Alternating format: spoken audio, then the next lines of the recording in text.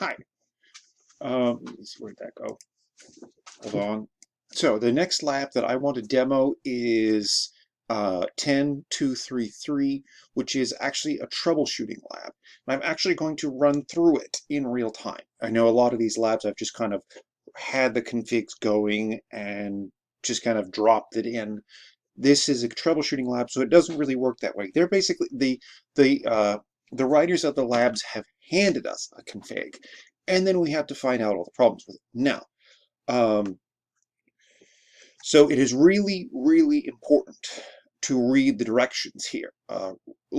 Take a good long look at the topology diagram. Take a good long look at the addressing table on the next page.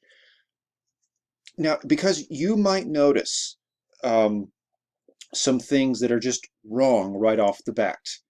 Um, don't put it past the writers of these labs to only throw complicated problems at you. They might, for the sake of testing your understanding of how all of this really works, throw something boneheadedly simple at you.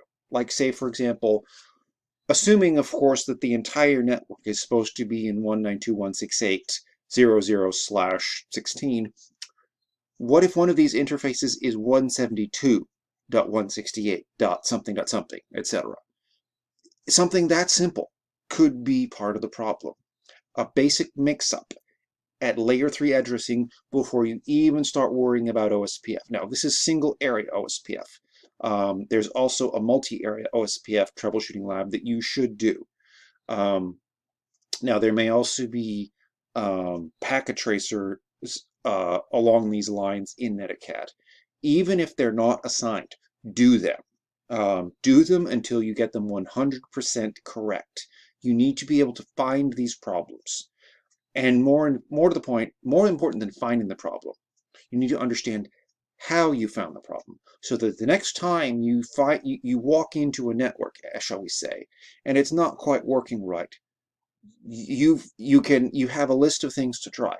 A lot of experienced troubleshooting really comes down to knowing knowing how things have gone wrong in the past, so that you can find a way to make them right going forward. Actually, hold on. I want to rearrange my workspace just a little bit. Okay, so that's better. So I'm working from left to right.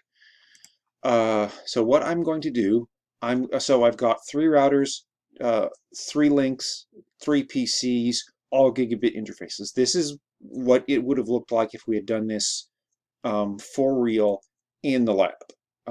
I don't mind you using the lab instructions this way. So let's see. And so we've got our router interfaces and our addressing table. One of the things you should check as soon as you drop all these configs on, make sure that everything that you do with your configs matches what's on this sheet of paper. If you're at home and you have access to a printer and you want to literally print this document out so that you can work through it by hand, go right ahead. I tended to print out all of my labs when I was doing this as a student, because even if I didn't write anything down on any particular lab, the ability to have it there on paper was sometimes invaluable, so that I could look at 2 things at the same time. The downside of digital media is that while you have some capacity to search, I mean, it's great for large documents when you need to search. For small documents, when you could just as easily spread the whole thing out on a table, the soft copy is almost harder to use than the dead tree version. So let me throw this together. What I'm going to need is 3 2911s. So I'm going to grab a 2911. Boom. Okay. And it's thinking. Hold on.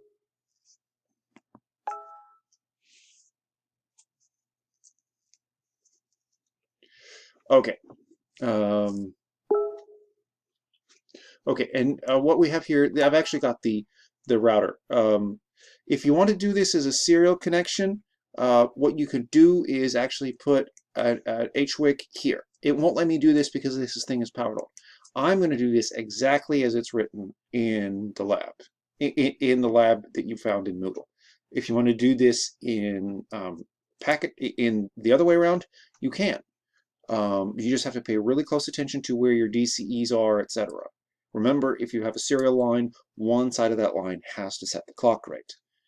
So I've got router 1, and let me go ahead and call this router 1. Copy it, and I can paste it twice. I don't think it believes me. Okay. Edit, copy, paste. Okay, I guess that works too well. Okay, I didn't need 3 of these. Yes. And let's go. So it is router 3. Okay. Hold on. Okay, so I've got my 3 routers. Where did I go? And the next thing I'm going to do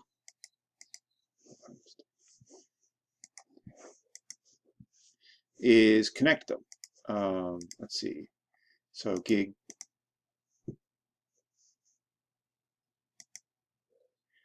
02 to gig 01, gig 01, gig 01, gig 02 to gig 02. And I need 3 PCs. Boom, boom, boom.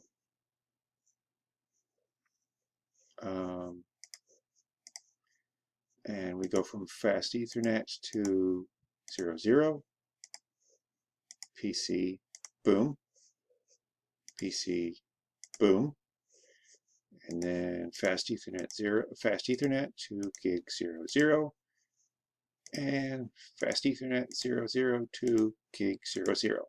So there's the physical topology, to say nothing of anything else. Let's see.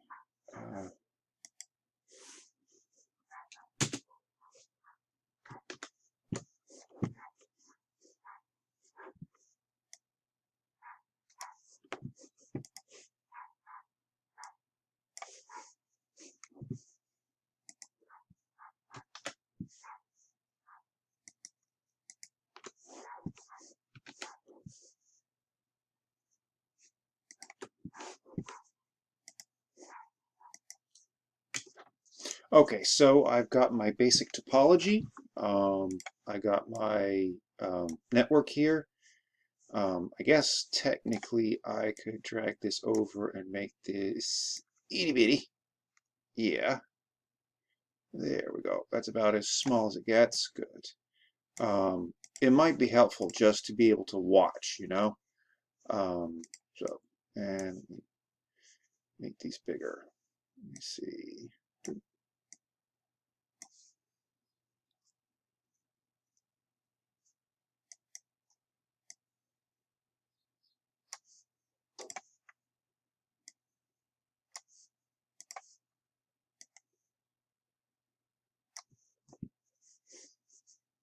Okay, so the first thing, we've got our 3 routers and our topology.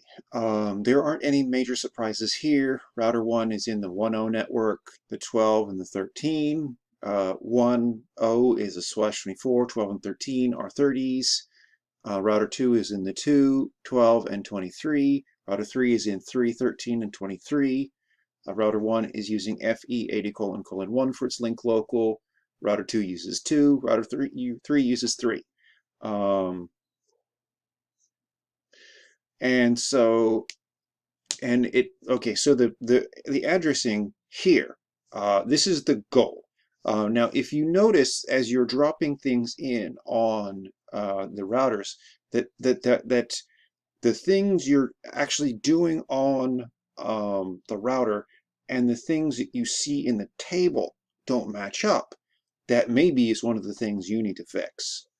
So let's start with router 1. So we're going to load the router configuration. So you can literally copy it exactly.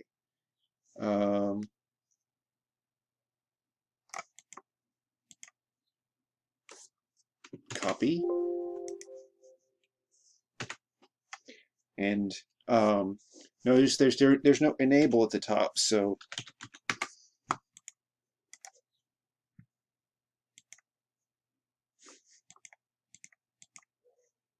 copy, paste. Okay, so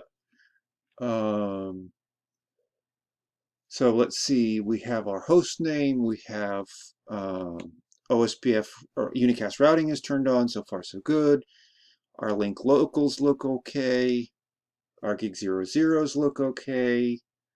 Our networks look okay. I see the 1, the 12, and the 13, and I don't see any mismatches. So that's good.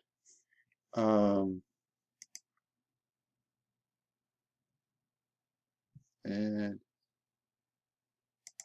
except notice that I haven't notice there's no shutdown. There's not a no shutdown command on these.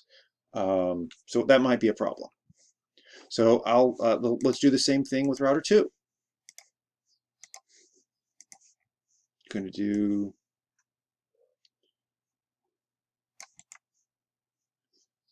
copy and paste. So router 2 has come up. Notice that nothing on router 1 has come up yet, which is kind of weird. But router 2 did. So maybe that's a clue. And let's do router 3 right quick.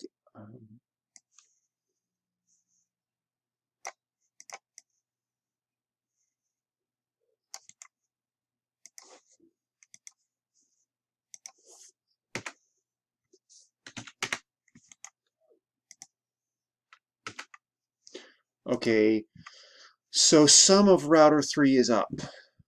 Question is, why not? Where's the rest of it? And actually, I see that I've got some neighbor adjacencies for me, but not all of them. So our on part 2, we're actually going to do troubleshooting layer 3 connectivity. Step 1 is actually to verify that all of the interfaces are active and configured with the right information. And also, ooh, interesting, it's throwing a duplicate address detection on me. So maybe that's a problem too. So we will be right back.